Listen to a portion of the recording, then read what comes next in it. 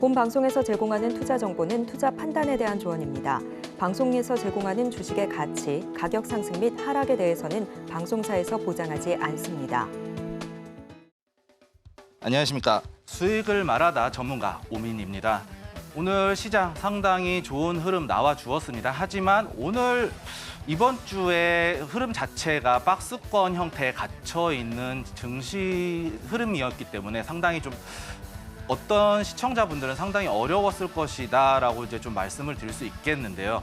하지만 오늘 완전 흐름이 완벽하게 단기적인 박스권이 장악되지 못했기 때문에 아마 이 박스권의 장악은 아마 오늘 새벽에 있을 FOMC 회의 결과에 따라서 시장의 변동성이 예상이 됩니다.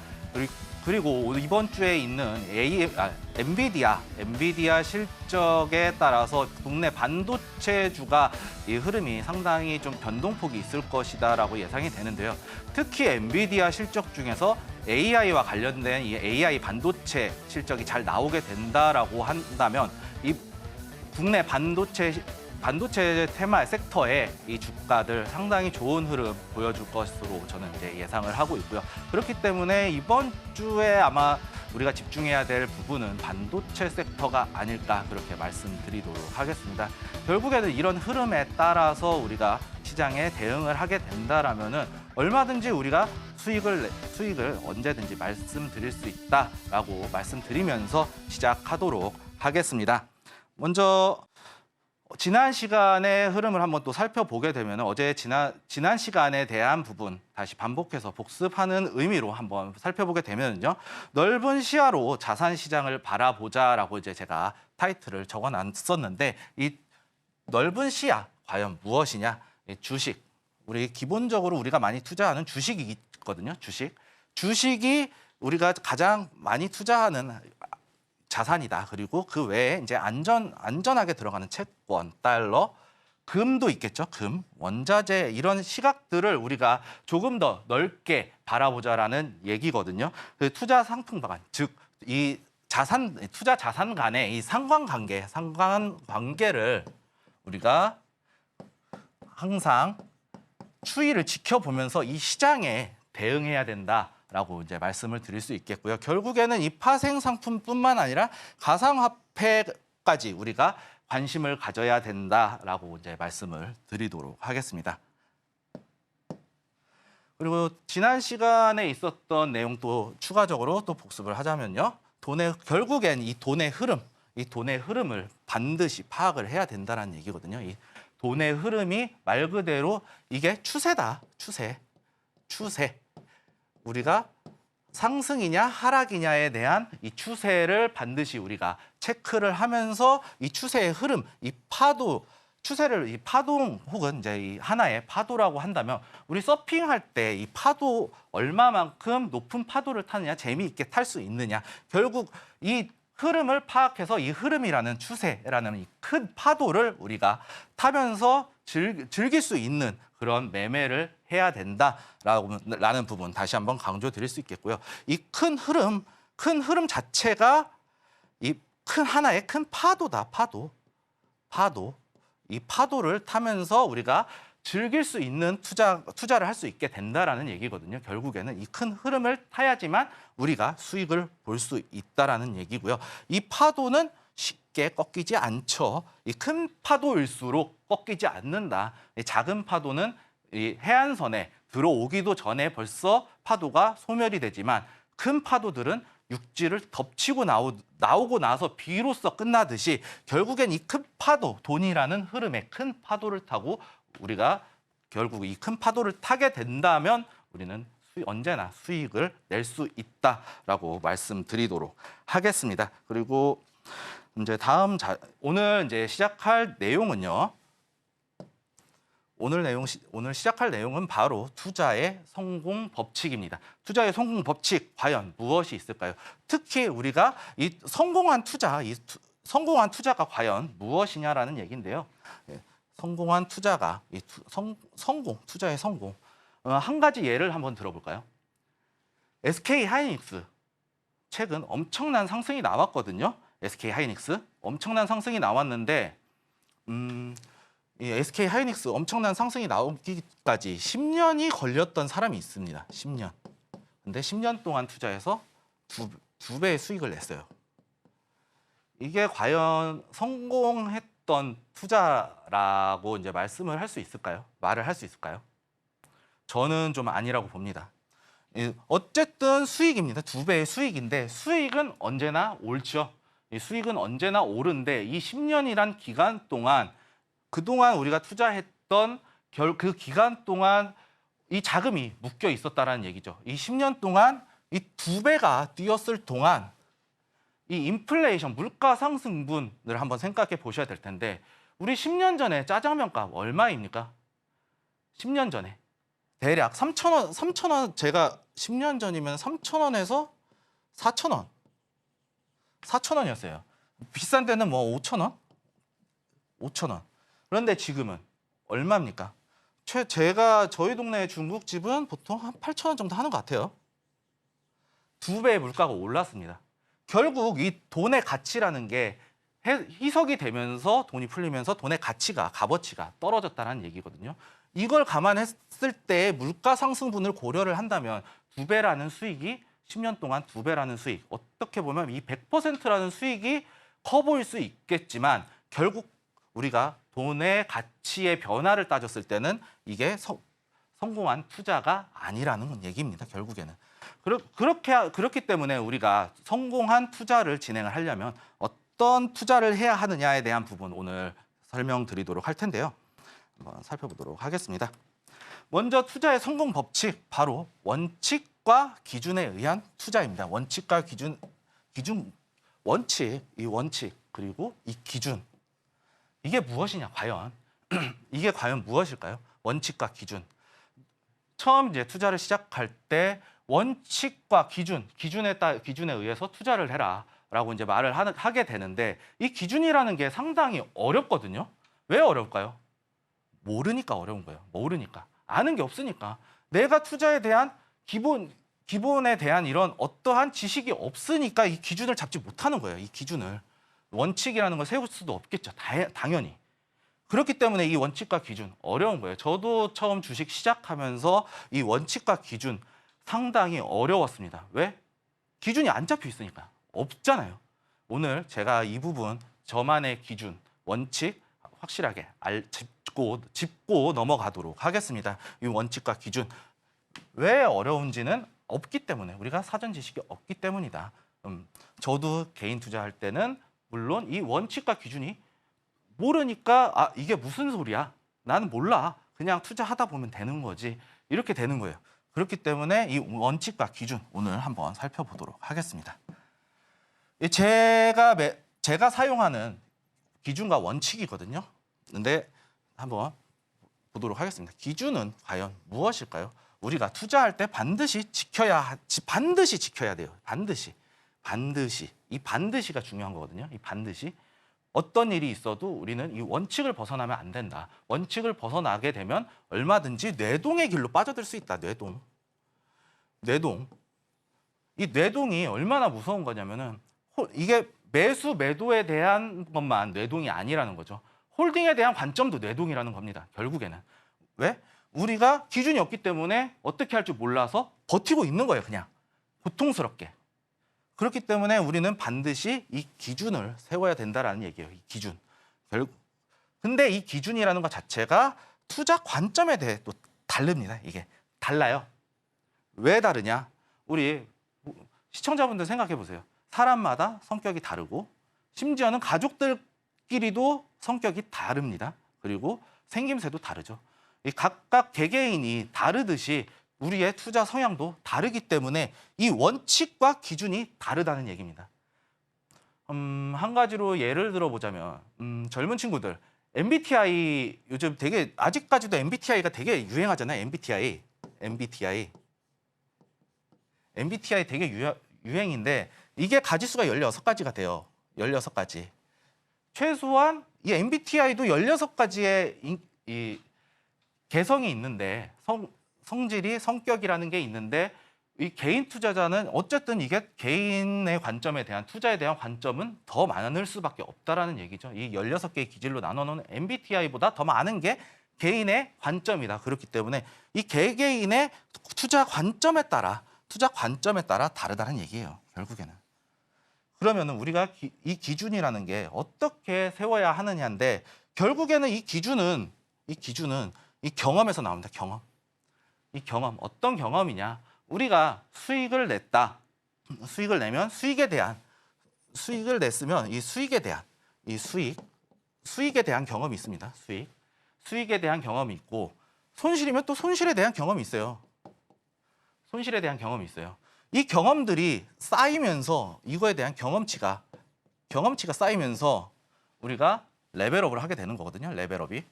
그만큼 우리가 강해지는 거예요. 이 경험을 하면서, 이 시장을 경험을 하면서 수익에 대한 경험치가 쌓이면서 이렇게 해야 성공률이 높다더라, 저렇게 해야 성공률이 높더라 라는 부분들이 쌓이면서 이 기준이 형성이 되는 거거든요. 결국에는. 근데 우리가 뭘 알지도 못하는데 그냥 수익이 나오면서 하다 보니까 경험치라는 게 쌓이는데 이렇게 잡으면 상당히 어렵습니다. 제가 오늘 이 부분을 확실하게 좀 제 기준이긴 하지만 좀 잡아드리도록 하겠습니다.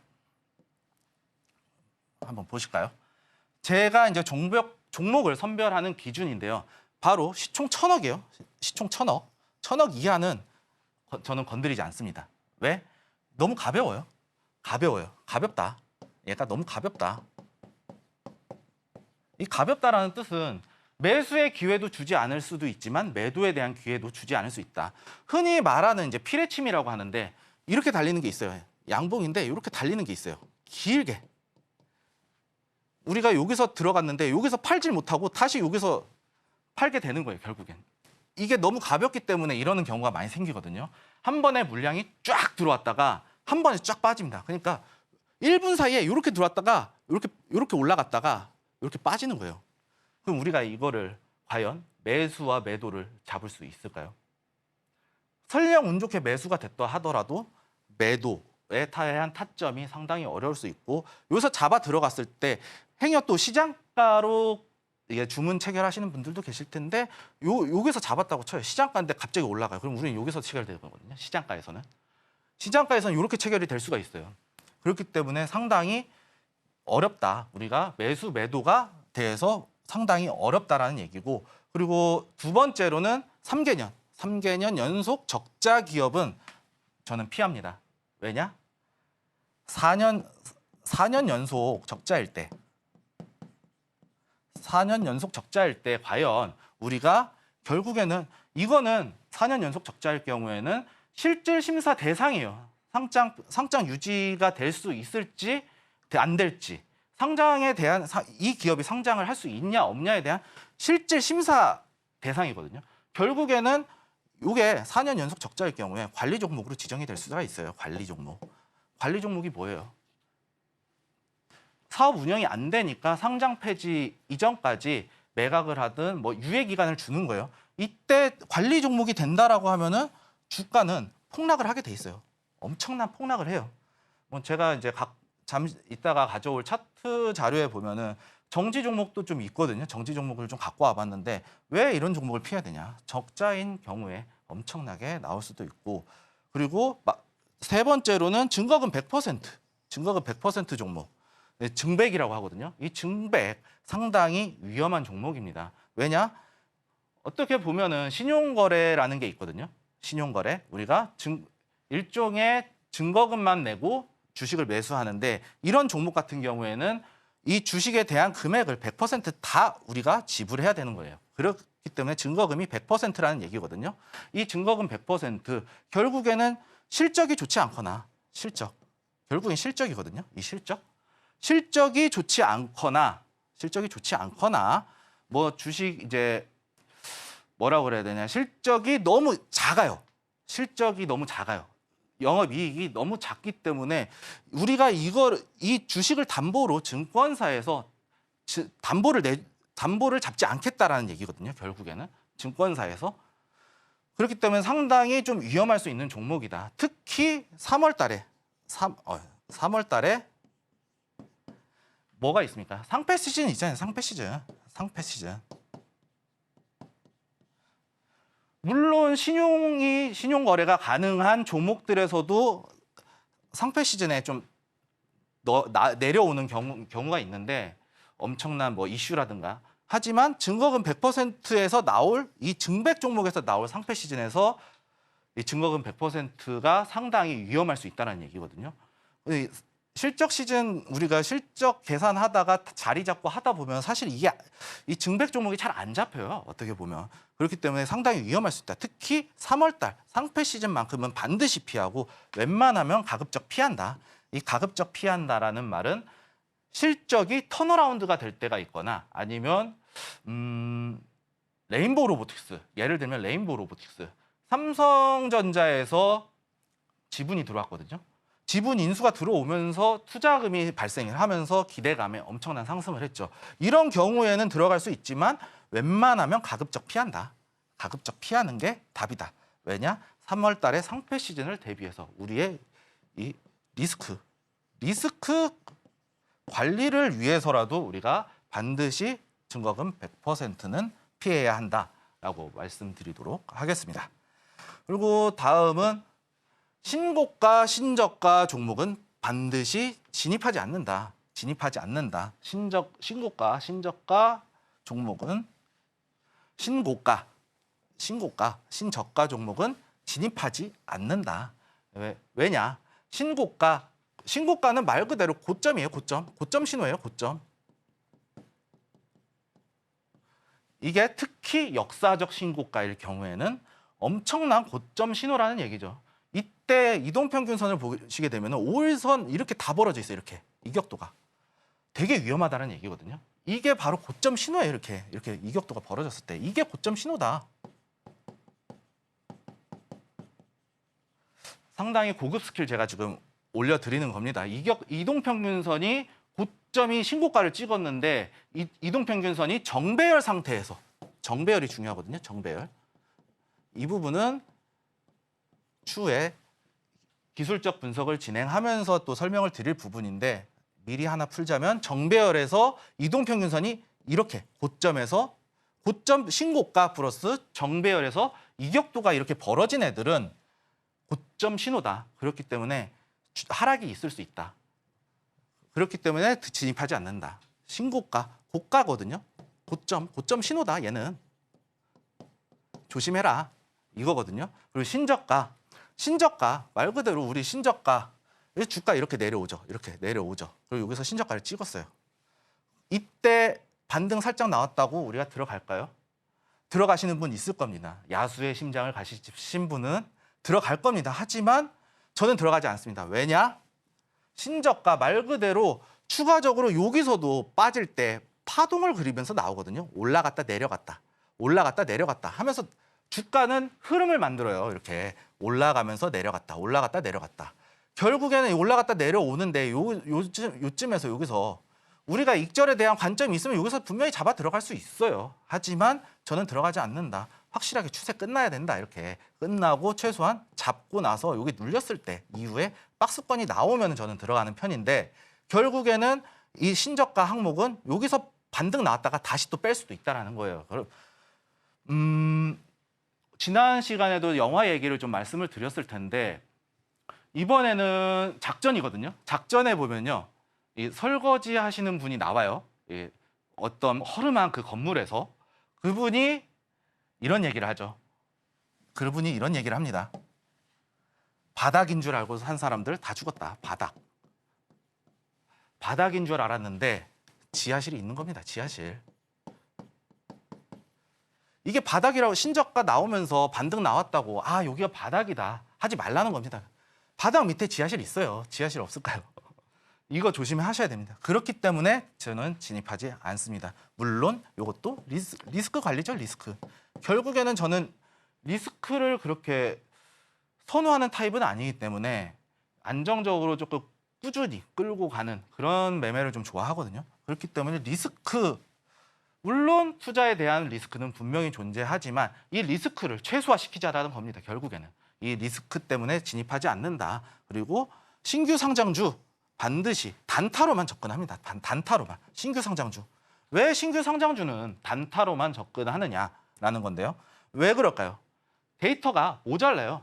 데이터가 모자라요. 차트를 보면서 한번 살펴보도록 하겠습니다. 바로 이 센서뷰라는 종목인데요. 센서뷰 한번 보시게 되면 증백입니다. 증자 붙어 있죠. 증거금 100% 코스닥 돼 있죠.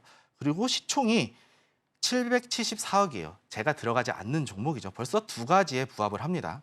그리고 역배열 확장을 하고 있거든요.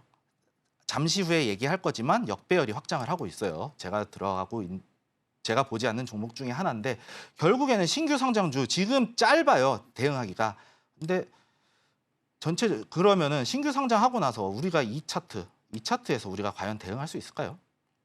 저는 안 합니다. 단타로만 접근을 하면 세부적으로 보면 여기서도 파동이 나오게 됩니다. 분봉으로 한번 살펴보게 되면은요. 결국에는 얘도 분봉으로 1분봉 차트인데 길죠. 뭐 60분봉으로 봐도 돼요. 1분봉으로 봐요. 1분봉으로 보시게 되면 하루에서도 이런 파동이 나옵니다. 결국에는 이 파동이 나오는데 하락 추세 나오거든요. 이렇게 하락 추세 나오고 박스권 나와주죠. 그러면서 이 박스권 돌파할 때 돌파 타점 잡을 수 있겠죠. 여기서 박스권에서 돌파 타점을 잡을 수가 있거든요. 박스권에서 이 돌파 타점을 잡을 수가 있어요. 근데 여기서 이탈이 나왔을 때 여기서도 박스권이 한번 나오죠. 이렇게 분봉상에서도 박스권이 나오게 되는데 여기 이탈하면 우린 손절이에요. 어쩔 수 없어요. 돌파 나올 때 돌파 관점에서 잡을 수는 있다. 하지만 손절에 대한 개념도 챙겨가면서 짧게 대응한다라는 얘기예요. 결국에는 이게 아니고서야 일봉에서는 이 하나 캔들로 아까 보셨다시피 이 한 개의 캔들로 우리가 한두 개의 캔들로 대응을 할 수 있겠느냐는 얘기거든요. 결국에는 자료가 모자릅니다. 결국에는 이 신규 상장주는 자료가 모자랍니다. 이게 물론 기본적 분석. 재무제표도 신규 상장한 지가 얼마 되지 않았기 때문에 기본적 분석도 시간이 분석하는 데 있어서 상당히 어렵거나 분석이 제대로 되지 않을 가능성이 매우 높다. 분석이 되지 않기 때문에 어렵다는 얘기거든요. 신규 상장주 건드리지 않는다. 웬만해선. 그리고 단타로만 우리가 대응을 해야 이 안정적으로 짧은 파동에서 잔파동을 우리가 걸러 먹을 수 있다라고 이제 말씀을 드릴 수 있겠고, 기술적 분석으로도 기간이 없다. 시간이 너무 모자라다. 충분한 데이터가 쌓여 있지 않기 때문에 올리 단타로만 접근한다라는 얘기고요. 결국에는 이것도 리스크에 대한 회피다라고 이제 말씀을 드릴 수 있겠고, 역배열에서 확장하는 종목은 피한다. 이 역배열에서 확장하는 이 역배열이 뭘까요? 역배열. 단기 이동평균선, 장기 이동평균선이 있죠. 5일. 우리가 볼 때 5일, 뭐 20일, 뭐 60일, 120일, 뭐 240일. 기본은 이렇게 있어요. 대략 뭐 11선 쓰는 사람들도 있습니다. 어쨌든 단기 이동평균선이 내려와 있어요. 이렇게 확장이 되는 종목이거든요. 이게 과연 뭘까요? 역배열에서 우리가 상승을 할 때 정배열에서 확장이 된다 그랬죠. 이렇게 정배열에서 이렇게 확장이 된다 그랬죠. 이렇게 올라가거든요. 이렇게 정배열에서 확장이 되는 것은 올라가기 위한 고점에서 어느 정도 고점 신호인데, 이 확장일 때 다시 수렴을 했다가 내려오는 경우가 있습니다. 앞서 말했듯이 신고가 신저가의 영역, 바닥 밑에 지하실이 있다. 결국에는 더 밑으로 내려갈 수 있다는 얘기예요. 결국에는 이 역배열이 확장하는 구간, 이미 역배열이 확장해서 수렴 만들었다가 다시 밑으로 힘을 쓰고 있다라는 얘기거든요. 좀 개념은 좀 다르긴 합니다만 어쨌든 결국은 이 바닥 밑에 지하실이 있다. 더 밑으로 파고 내려간다라는 얘기입니다. 그렇기 때문에 우리가 반드시 이런 기준을 세워놓고 우리가 종목을 선별을 해야 된다. 그래야지 우리가 리스크 관리가 충분히 된다. 리스크. 투자 활동이기 때문에 리스크에 대한 부분 우리가 반드시 체크를 하면서 시장에 대응을 해야 된다. 투자 활동 자체가 리스크를 감수하는 활동이기 때문에 우리는 반드시 이러한 기준들을 좀 세워놓고 그래서 그렇기 때문에 이 기준을 세워놓는 게 매우 중요하다. 물론 종목 선별에 대한 기준뿐만 아니라 뭐 익절, 손절, 매수, 매도 이런 관점들이 다 있어요. 하지만 저는 이제 종목 선별을 좀 중요시하게 여기고 이 종목 선별할 때 리스크에 대한 부분을 상당히 좀 감수하고 싶지는 않다. 그렇기 때문에 저는 이런 기준을 세워놓고 매매를 한다라고 말씀을 드리도록 하겠습니다. 이 종목 기준이 조금 도움이 되셨을지 모르겠습니다. 하지만 저는 이렇게 보고 있다. 여러분들도 이런 기준들을 좀 세워놓고 이 투자 활동을 진행하신다면 여러분들도 상당히 이 리스크를 좀 줄일 수 있다라고 이제 말씀드리도록 하고 다음 자료를 넘어가도록 하겠습니다. 다음은 이제 투자의 성공 법칙 두 번째, 모든 상황을 고려를 해야 된다. 이 모든 상황 고려. 아까 이제 지난 시간에 말했었던 이 흐름을 파악하는데 상승에 대한 흐름 그리고 하락에 대한 흐름 우리는 이걸 반드시 알아야 된다라고 말씀을 드렸습니다. 결국에는 이 상승과 하락뿐만 아니라 우리가 지금 이슈가 되고 있는 거를 한번 예로 들어볼까요? 이슈가 되고 있는 것들 뭐가 있죠? 러시아, 우크라이나. 러시아, 우크라이나가 있습니다. 러시아, 우크라이나가 있고 중동도 있죠, 중동. 결국에 이 지정학적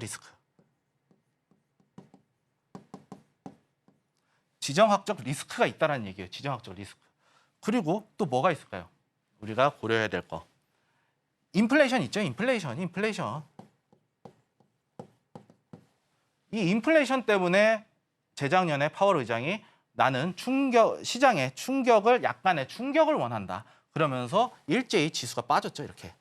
그러면서 2023년도 작년도까지 시장이 그렇게 상당히 재미없는 흐름, 2차 전지가 주도했었던 섹터였는데 그 이후에 그러고 나서 3분기였을 거예요. 3분기쯤 해서 경기 둔화가 우리가 생각하는 만큼 올라와주고 있어. 금리 인하를 해야 될 것 같아. 라면서 이 투자자들이 환호하면서 주가가 상승하면서 지금 미국 증시 어떻게 됐습니까? 역대급 신고가를 계속해서 갱신하고 있어요. 불과 며칠 전까지 S&P뿐만 아니라 나스닥 그리고 러셀 중소형주까지 전반적으로 다 올라가고 있다는 얘기예요. 지금 이 금리 인하 시점이 얼마 남지 않았습니다. 시장에서는 9월 예상합니다. 9월 예상하고 지금 현재 1월에서 한 3월까지 상당히 흐름이 좋지 않았거든요. 인플레이션이 다시 올라가고 있다. 인플레이션이 상승하고 있다라고 이제 나오면서 시장이 우려가 좀 있었습니다. 우려가 있었는데 이때를 제외하고 나서 지금 계속해서 경기가 둔화되고 있는 모습을 보여주고 있습니다. 그렇기 때문에 이 금리 인하 결국에는 FOMC 물론 오늘 내일 새벽이죠. 새벽에 있을 FOMC 회의에서 금리 결정 동결 가능성 90% 이상입니다. 동결할 거예요. 그런데 9월 달에 시장이 원하는 건 9월 달에 대해서 금리 인하에 대한 시그널을 원하고 있습니다. 결국에는 우리가 신경 써야 될 거는 모든 상황 말 그대로 이 지정학적 리스크, 아까 말씀드렸던 지정학적 리스크, 그리고 오늘 있을 FOMC도 있죠. 그리고 FOMC도 있고 지금 또 바이든 대통령 후보 출마 사퇴했죠. 그러면서 해리스 부통령이 지금 지금 이제 후보로 추대된 상황입니다. 이 상황, 미국의 정치적 상황에 따라서 정책이 바뀔 수 있거든요. 여기서 정책이 바뀔 수 있습니다. 이 정책에 따라서 이 산업 섹터가 어떻게 변할 수 있다. 그렇기 때문에 이 모든 상황을 고려를 해야 된다. 단순히 제가 고려를 하는 게 상승 하락이 아니라는 거예요. 상승 하락. 이거 상승 하락만 우리가 예상을 하면 투자하는 의미가 없지 않습니까? 결국에는 우리 홀짝 도박하는 거랑 똑같거든요. 결국에는 상승 하락만 보면. 그렇지만 우리가 이 모든 것을 고려해서 상승과 하락을 예상하고 움직일 수 있다면 충분히 성공한 투자를 할 수 있다라고 이제 저는 말씀을 드리고 싶습니다. 성공한 투자가 분명히 가능하다라는 얘기거든요. 저도 뭐 물론 이런 식으로 이제 좀 투자를 진행하는 편이기 때문에 이러한 부분들로 성공을 좀 했다. 그래도 보유 종목 하고 있지 않습니까? 마지막으로 이 보유 종목을 냉정하게 판단을 해야 됩니다. 우리 매도할 때 보시게 되면은 매수할 때 누가 좋대서 이거 좋다더라, 저거 좋다더라. 이게 아마 예를 들면 이제 뭐 최근에 뭐 어떤 종목들 딱히 예시로 떠오르는 건 그렇게 없는데 이런 경우도 되게 많거든요. 누가 이거 좋대서 사라, 저거 좋으니까 사라. 우리 회사 주식 뭐 매출 좋게 잘 나올 것 같다라고 하는데 그러면서 냉정하게 생각하지도 않고 삽니다. 이 냉정하게 하라는 게 매도뿐만 아니에요. 매수도 우리가 냉정하게 해야 되고 매도도 냉정하게 해야 된다라는 얘기거든요. 그리고 결국에는 이 말 뜻은 내 종목과 사랑에 빠지지 말라는 얘기예요. 한번 살펴보도록 하겠습니다. 결국에는 우리가 이제 모든 상황을 분석을 해야 되는데 이 기본적 분석, 두 가지 분석 요령이 있죠. 우리가 모든 상황을 고려할 때 기본적 분석 그리고 기술적 분석 두 가지로 나뉘게 됩니다.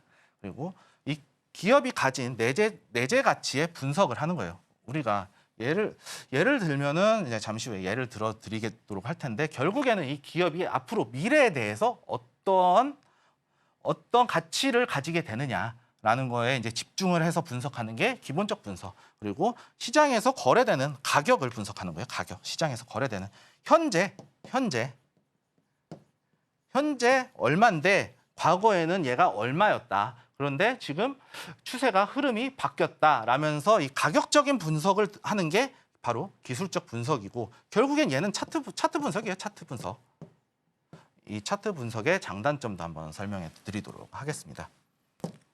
먼저 이제 기본적 분석 어렵지 않습니다. 우리가 만약에 치킨집이라는 타이틀을 생각을 하게 되면 우리가 치킨집을 차리거나 투자를 한다. 뭐 누가 동업 제의가 들어와서 우리 치킨집 낼 건데 투자 좀 해줘라 라고 하면 만약에 우리가 치킨집에 투자를 한다면 위치가 뭘까요? 얼마만큼 매출이 상승할 수 있느냐라는 거죠. 유동인구라던가 뭐 역 앞에 있느냐, 뭐 동네 골목길에 있느냐 이런 거에 따라서 이 수요가 달라지게 되겠죠. 유동인구에 대한 수요가 달라지게 될 겁니다. 그리고 이 매출 성장 가능성이죠. 결국에는 성장 가능성, 성장성, 그리고 맛은 어떻게 우리가 대체를 할 수 없는 거기 때문에 얘는 기술력, 단순히 얘기하면 기술력이에요. 기술력. 그리고 위생이나 인테리어 같은 경우에는 설비겠죠. 생산 설비. 이런 것들을 분석을 하게 됩니다. 그리고 매출, 원재료, 제반 비용, 순수익. 결국에는 이게 바로 재무제표예요. 재무예요. 재무 컨센서스, 재무제표. 예를 한번 들어보도록 하겠습니다. 우리가 예를 들면 그냥 이 치킨집이 월 100만 원을 번다고 생각을 해볼게요. 100만 원을 법니다. 매출이 100만 원인데 각종 뭐 이제 튀김옷도 있어야 되겠죠. 재료에 튀김옷도 있어야 되고 기름도 있어야 되고 닭도 있어야 되잖아요. 가장 중요한 닭이잖아요. 이 전체 원재료가 40만 원이 들어간다고 가정을 해볼게요. 40만 원. 그러면은 이 치킨집이 한 달에 벌어들이는 돈은 순수익은 60만 원입니다. 왜냐? 100에서 40만 빼면 100에서 40 빼면 60이잖아요. 60만 원이에요. 그런데 신메뉴를 개발했습니다. 신메뉴를 개발을 하면서 월 매출이 100만 원에서 120만 원으로 뛰었어요. 120만 원이 뛰었는데 원재료 비용을 그대로 40만 원이 들어간다고 하면 60만 원에서 80만 원으로 80만 원으로 매출 영업이익이 증가하게 되겠죠. 그러면은 이 치킨집은 장사가 잘 되는 걸까요? 안 되는 걸까요? 잘 되는 거죠. 왜? 영업이익이 늘어났으니까, 실질적으로 늘어났으니까 잘 되는 거다. 그리고 반대로 우리가 또 생각을 해볼게요. 매출이 100에서 120만 원으로 나왔습니다. 그리고 원가가 40만 원이라고 그랬죠. 근데 120만 원인데 원가가 70만 원을 올랐어요. 그러면은 여기서는 60만 원 벌던 게 순수익이 50만 원으로 줄었어요. 그러면은 우리가 이 치킨집에 투자할 매력도가 있을까요? 떨어지겠죠. 당연히 순수익이 줄었잖아요. 우리가 투자를 했을 때 수익을 당연히 받게 되겠죠. 그러면 이 나눠 받는 수익이 줄어들 거 아닙니까? 그럼 우리가 이 종목에 이 치킨집에 우리가 투자를 할 수 있을까요? 아니겠죠. 이게 바로 기본적 분석이라는 거예요. 결국에는 이 매출은 말 그대로 매출이죠. 매출. 원재료 재반 비용, 이게 판매 관리비, 판관비라고 칭하는데 판관비에 해당이 되는 겁니다. 결국에는 이 순수익을 봐야 되고, 순수익을 매출로 나눴을 때 얘가 영업이익률이라는 얘기예요. 단순히 그냥 영업이익률이 올라가야 우리가 이 좋은 기업이다라고 이제 말씀을 드릴 수 있겠고, 결국에 간단하게 설명드리면 이렇게 이해를 하시면 된다. 어렵지 않다라는 얘기예요. 이렇게 이해하시면 될 것 같고요. 다음은 이제 기술적 분석의 장단점. 기술적 분석은 지금 제가 바로 풀어드리기에는 상당히 어려울 수 있는데, 이 모든 상품의 분석이 적용이 가능하다. 모든 종목, 그러니까 어떤 상품이 됐든 차트로 나타낼 수 있는 거. 차트로 나타낼 수 있는 거에 대한 부분, 모든 것들이 기술적 분석으로 가능하다. 왜? 가격에 집중을 하니까요. 가격에 집중을 하니까, 우리가 가격적인 영역에 집중을 하다 보니까 이 차트로 나타낼 수 있는 모든 거에 우리가 분석이 가능하다. 다만 단점, 이 개개인에 따라서 해석이 달라져요. 예를 들면은 이제 고점 올라가고 있는 애들 있잖아요. 이렇게 고점 이렇게 파동을 그리면서 올라가는데, 여기서 사시는 분들이 있어요.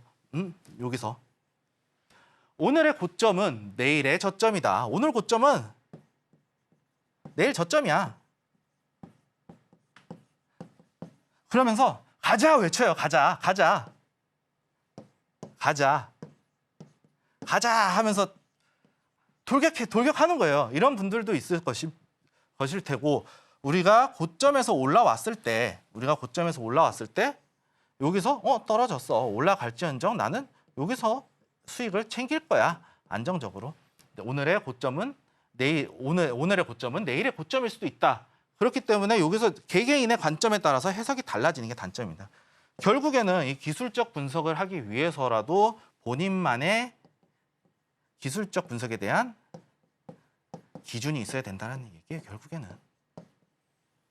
그렇기 때문에 기술적 분석이 조금 어려울 수 있다. 이 부분 기술적 분석에 대해서는 이제 추가적으로 제가 다음 시간 뭐 이렇게 해서 강의를 진행하도록 하겠습니다. 분석하는 요령이 필요하니까요. 결국에는 이 보유 종목, 아까도 말씀드렸듯이 냉정하게 판단해야 된다.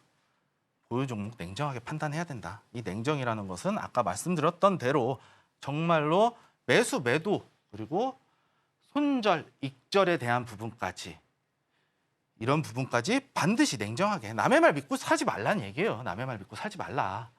최소한 본인이 예를 들면 뭐 제가 이 종목 좋다 하더라도 최소한 저에 대한 검증은 하시고 매수하라는 얘기예요. 정말 여러분들 생각해서 하시는 시청자분들 생각해서 하는 말이긴 한데, 어쨌든 본인의 관점에 대해서 맞아야 냉정하게 우리가 남의 말 듣고 사지 말자. 매수든 매도든 자기가 열심히 번 돈으로 투자를 하는 거고, 냉정하게 우리가 투자를 진행해야 된다라고 말씀을 드리는 겁니다. 그래야지 우리가 계좌를 지킬 수 있거든요. 네. 보유 종목 냉정하게 판단을 해야 되는데, 시장의 상황, 우리가 왜 냉정하게 봐야 되냐? 시장의 상황은 수시로 변동이 됩니다. 변동성이 존재해요. 변동성. 갑자기 시세가 막 바뀌거든요. 우리가 시세가 막 바뀌는데 작년부터 얘기를 하자면은 뭐 시간 관계상 조금 테마를 좀 줄여도 될 것 같습니다. 올해만 좀 보도록 할게요. 올해 초만 하더라도 가상화폐 코인이죠. 코인주가 올해 초에 올라갔습니다. 그러면서 이때 또 비슷하게 연결이 됐던 게 비대면 진료. 이러면서 수시로 바뀌어요. 테마가 바뀌기 때문에 여기서 또 다시 돌아오기에는 상당히 어려울 수 있다. 그렇기 때문에 우리는 반드시 냉정하게 홀딩에 대한 관점도 냉정하게 수익에 대한 관점도 익절에 대한 관점도 냉정하게 손절에 대한 관점도 모두 냉정하게 우리가 보고 시장을 대응해야 된다라는 겁니다. 그래야지 우리가 이 시장의 변동성에 대응을 할 수 있다는 얘기예요. 그리고 두 번째로 이 무모하게 홀딩을 해요. 그냥 나는 지금 고점에서 사서 물렸지만 나 이거 자식한테 물려줄 거야 라는 분들이 계세요. 저는 그런 거 되게 안 좋아하거든요. 왜? 관점이 없어요. 그냥 우량하니까. 물론 기업이라는 게 우량 기업 같은 경우에는 테마 섹터가 타기에는 짧으면 5년, 길게는 10에서 15년도 걸립니다. 15년이 걸려요. 이때 동안 올라올 때까지 기다리는 거예요.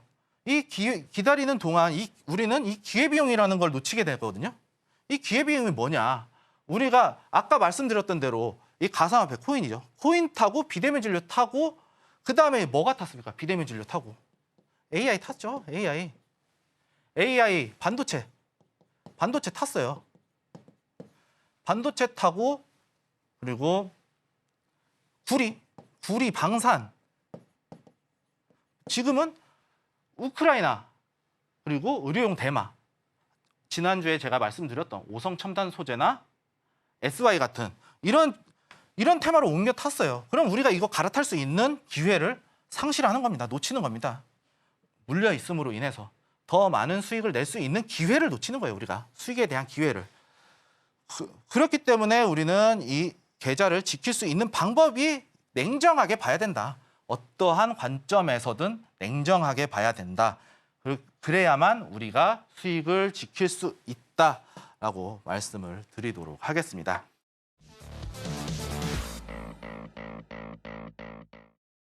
지난주에 제가 갖고 왔던 오성 첨단 소재 차트 한번 살펴보겠습니다. 오성 첨단 소재 분명히 이날 기점으로 제가 말씀을 드렸거든요. 7월 26일 기점으로 이때 말씀을 드렸었는데 이때 해서 상승률 상당히 잘 나왔어요.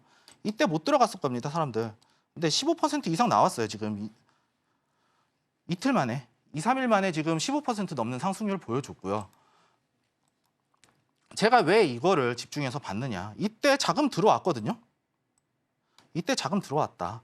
흐름을 맞춰서 우리가 들어갔고 여기서 추가적으로 앞전에 봤을 때 이제 저만의 기술적인 분석 영역이었지만 이 자리 때 매물대 돌파 자리였어요. 사실 이때 절묘하게 겹칩니다. 이 자리가 절묘하게 겹치고 결국에는 우리가 이 수익을 낼 수 있었고 SY 같은 경우에도 아직 오늘 이제 조정이 나오긴 했지만 파동상에서 지금 거래량 죽고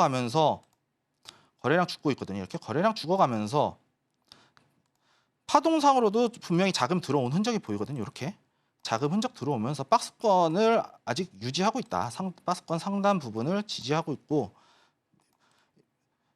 저 박스권 쪽을 이제 지켜주고 있고 돌파가 나오고 여기서 이제 눌림목이 형성되고 지수가 빠짐에도 불구하고 상당히 잘 지켜줬거든요. 그러면서 이 들어온 물량 자체가 자금이 들어왔다는 얘기거든요. 여기서도 자금이 들어오고 이 거래량 보세요.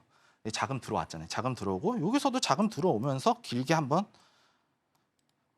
꼬리를 달고 내려왔지만 추가적인 상승이 나오고 이게 하락이 나왔다. 지금 조정을 받고 있다. 하지만 이 섹터 아직 죽지 않았다. 왜냐? 이 트럼프에 대한 우크라이나 지금 트럼프의 당선 가능성이 높기 때문에 이 트럼프에 대한 수혜를 충분히 받을 수 있다라는 얘기거든요. 이 트럼프에 대한 수혜를 받을 수 있다. 즉, 이 자금의 흐름이 죽지 않았다라는 얘기가 이렇게 올라왔다가 내려오면서 죽지 않았다. 여기서 지지받고 있거든요. 아직까지는. 지지선을 받고 있기 때문에 아직 죽지 않았다. 그렇듯이 우리가 이 흐름, 이 파동에 대한 흐름을 자금이 이렇게 들어온 흐름을 신경을 쓰고 손절, 익절에 대한 부분 우리가 반드시 신경 써가면서 냉정하게 투자를 해야 된다. 냉정하게 투자해라. 왜? 어떤 걸 갖고 냉정하게 투자를 해야 되느냐? 본인만의 기준.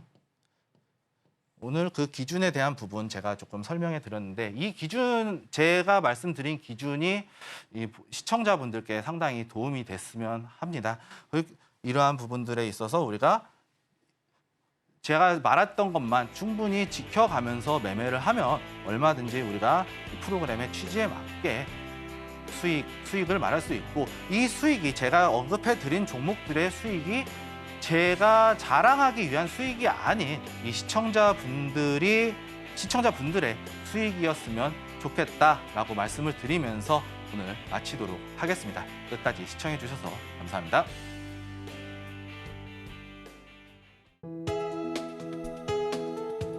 본 방송에서 제공하는 투자 정보는 투자 판단에 대한 조언입니다. 방송에서 제공하는 주식의 가치, 가격 상승 및 하락에 대해서는 방송사에서 보장하지 않습니다.